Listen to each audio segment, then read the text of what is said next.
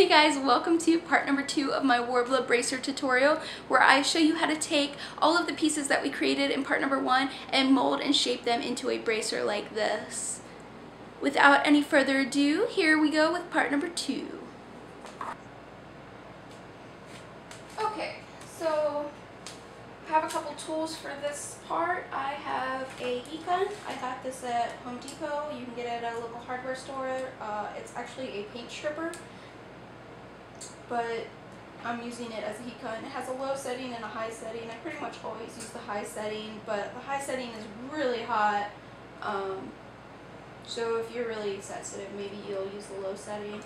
What else I have here is I have a ceramic tile. Again, I got this at Home Depot. I use it for welding, holding my hot glue gun, holding my heat gun, and for heat, like blowing against my heat gun, because it's a ceramic tile. They use them in kitchens, they use them in houses. They distribute the heat more evenly, and they don't hold heat very well, so they're going to cool down a lot faster, and they're not going to heat up as quickly. So I'm going to wrap that. I'm going to wrap it in some parchment paper so that nothing sticks to it, and then I have 2 of my pieces in the oven just getting warm. I'm going to go ahead and grab them.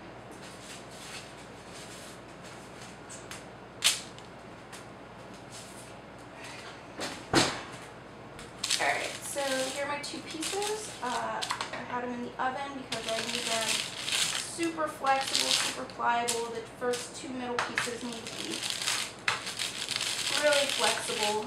So I'm going to go ahead and roll out any of the bubbles, and while they're sticky and flexible, I'm going to go ahead and stick them together. I'm going to start from the bottom because it's going to line up better at the bottom, and I'm just going to slowly press them together.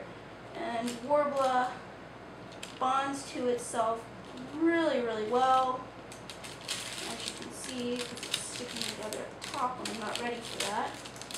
It bonds to itself really, really well, but only really if you have both pieces heated up. So if one of these pieces of Worbla was cool while the other was warm, they wouldn't create a very permanent bond, and I'd be able to pull them apart in the future, and I don't want that, so I'm going to go ahead and do it while they're warm. And then I'm just going to pinch that seam together and try to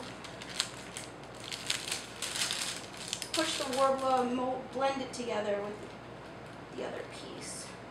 I'll kind of show you a close-up if I can. If you can, it's going to be blurry. Never mind.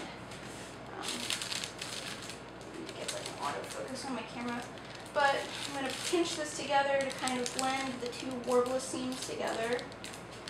Another thing that I'm going to do is while I'm pinching, I'm kind of flexing it in this shape here, because I want it to kind of be like a vein of some sort. So I'm kind of pushing the 2 pieces together and bending the side pieces up. And I'm doing that pretty much the whole way down.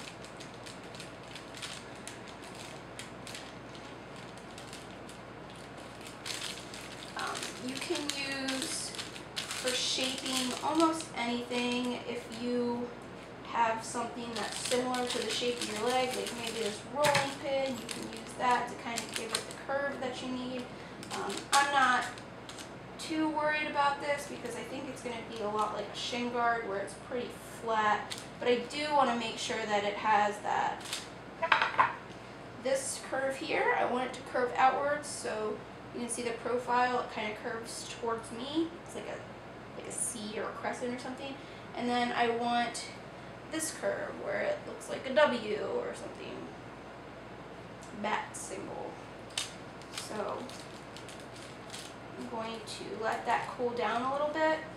Now this is kind of a delicate process because you're going to want what you've done, the shaping that you've done, to cool down and kind of set before you start working on the other pieces, because I'm going to need to heat this piece of Worbla up in order to attach the little side piece to it, because if I don't, it won't bond properly, because this will be a cool piece of Worbla. But I'm going to want it to cool, this middle piece now to cool down, because I want to be able to hold on to the shape that I've created. So I'm going to let it cool down a little bit, and in the meantime I'm going to toss this little piece, which is the next piece that goes here, into the oven.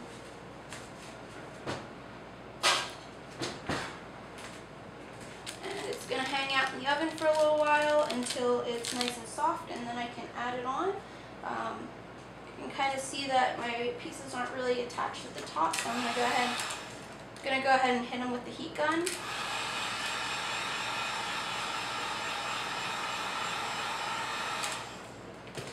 Just a little while will do, and then I'm going to press them together,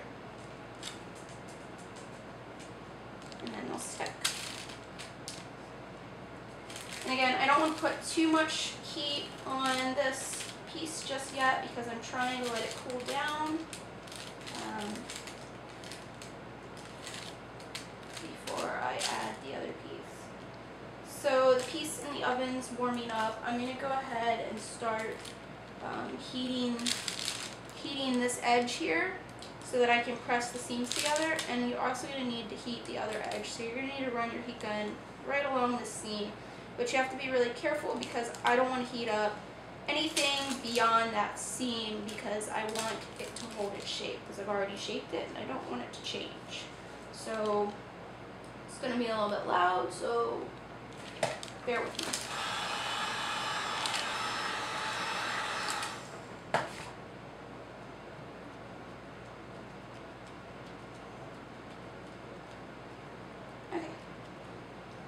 Tacky, it's warm, it's flexible. I think that's about right. Don't forget, use the water. It'll keep your hands full. And my piece that was in the oven is nice and flexible too, so I'm going to go ahead and stick them together, just like the first two pieces. I'm going to kind of put them right next to each other, flush up against each other, even though they don't belong that way. It's kind of setting them up in like a 90-degree angle, maybe even 45-degree, because I really want that seam to press into itself. So as you can see, that's really drastic. I'm going to end up bending that out in a bit, but I'm going to maintain that angle during the attaching process, because it'll help me pinch the seam smooth. And as you can see, that piece kind of went a little bit further than my middle piece, but that's okay, because I'll trim it in a second. I'm going to go down and pinch the Worbla together. And then I'm going to fold out the edge. And I'm kind of curving it, like I mentioned before. I'm kind of pushing my thumb in the middle, and maybe I can do it from the side so you can see. I'm putting my thumb in the middle and using my hand to kind of bend the bottom out. So I'm using my thumb to kind of create that curve. So you pinch the seam here to create that vein look, and then you're going to curve the edges. And I'm going to do a real quick, there's a couple bubbles that are forming, and that's because the foam is unsticking from the Worbla. You can, while it's still warm, kind of push them in a little bit.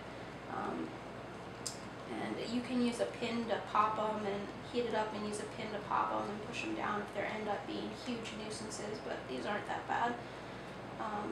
In my finishing method, I'll probably end up covering them anyways. But I'm going to do a real quick fit test to make sure that this is going to look good on my shin. Be right back. Okay, so what I ended up doing down there, because you couldn't see, was I basically, if this rolling pin was my shin, I placed it on my shin, and I ended up flattening this edge. Since I had curved it out, I wanted it to be more flat so it'll curve around my ankle. And then I pinched this one out just a little bit, so that way it's kind of flatter at the top. It'll pull away from my leg, but it'll kind of curve around at the bottom, so it'll have this flaring shape to it, and that's kind of what I want. So that's perfect. So I'm going to let that cool. I'm going to toss the other piece that goes here into the oven and be right back. Alright, so while my pieces are warming up in the oven, I'm going to go ahead and address this little issue up here where the edges of the pieces didn't match up perfectly. I'm going to go ahead and heat them, and then I'm going to pinch them together nice and good, and I'm going to snip them off on the tip. So I'm going to go ahead and do that now.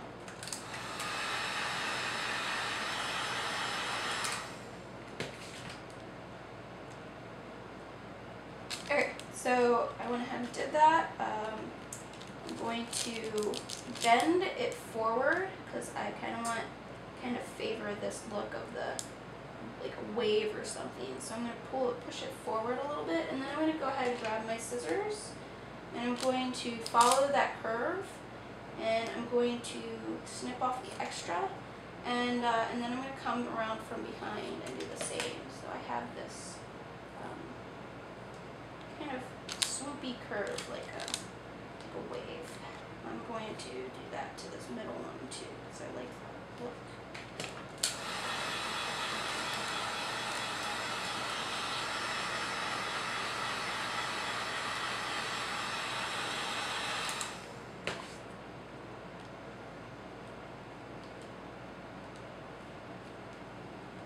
Okay, I'm going to go ahead and heat up this side here and prepare for adding the flange, the second piece. So I will be back.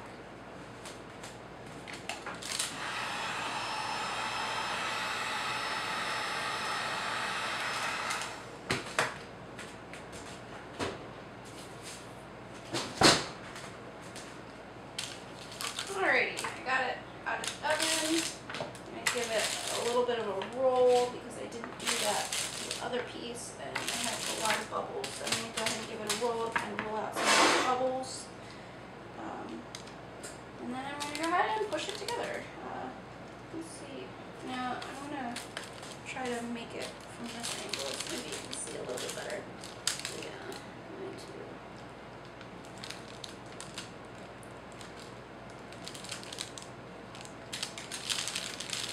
take the pieces and I'm pressing them together.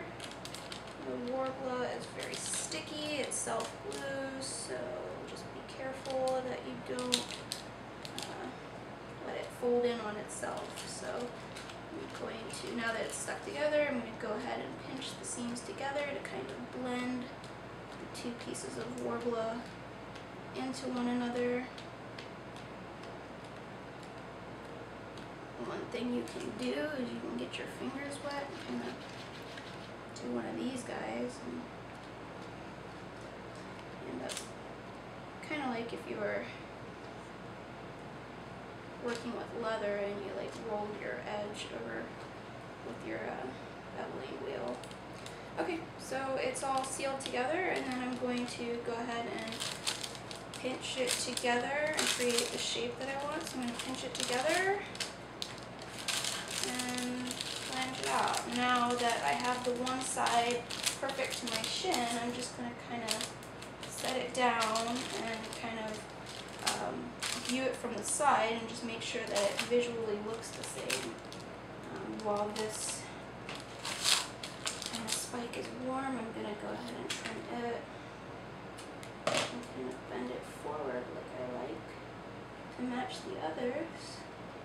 And then I'm going to go ahead and toss it on my shin real quick before it cools and make sure that it's perfect. Alright, and again, what I did was since I had pulled that out, I went ahead and set it on my shin and kind of made sure that it was wrapped around, and I kind of flattened the two edges. So there you go. I have my little Worbla shin piece that went from just a couple scraps of yesterday's mail to a piece of pretty rad armor in maybe a couple hours, not too long. You know, one thing to mention, you know, I did make the pattern. I made the pattern for the wrist guards first. I made these guys first, these wrist guards. And I decided that I needed some shin cards, and I thought that I would save some time, and instead of completely redoing the, or creating a new pattern for the shin guard, I decided that I would just alter the one that I made for the bracer. So as you can see, this piece here is exactly what the bracer is. Maybe just a little bit bigger. That's that seam allowance that I was talking about. Ouch. And then I went ahead and added a piece for making it longer on my shin, and then again I kind of edit it to make it wider out on my shin, because my shins are my ankles are a lot wider than my wrists. So, you know, I created 4 pieces of armor with pretty much the same pattern, and yeah, it's a match set. And now I just got to do it again for this sucker. So, you know, hopefully you guys learned something. I hope you can use these techniques in your cosplaying and your costume design. And, you know, hopefully I'll make a couple more tutorials. I actually really enjoy making them. I just find it hard to find the time between full-time job and my hobbies to actually go ahead and film these. And the filming isn't the hard part, it's the editing and the posting on YouTube. So I'll try to be a little bit better about that. I know you guys have been asking, so I'm going to do some pretty cool things to these, I think. I want to kind of cover them with scales. A lot of people will use their scraps of Worbla and cut the scale shapes out of the Worbla and just press it on. You can do that really easily. But I ordered some sequins, and I'm going to go ahead and bling these up because I want them to be fantastical. So again, I hope you enjoyed, I hope you learned something, and if there are any specific things you want to know, questions you have, please go ahead and ask. I would love to answer them for you. I'd love to help out. If there's a tutorial and I can make it for you, I will. So yeah, thanks for watching. Thanks for tuning in to part number 2 of the Worbla bracer tutorial. Keep an eye out for part number 3. I have some really fun, interesting finishing techniques I want to try out on this thing, and hopefully if it goes well, I'll have a part number 3 for you. Be sure to check me out on Facebook. I post progress photos all the time whenever I'm working on costumes. I'm always willing to chat. If you have any comments, go ahead and post them below, and until next time, see you guys!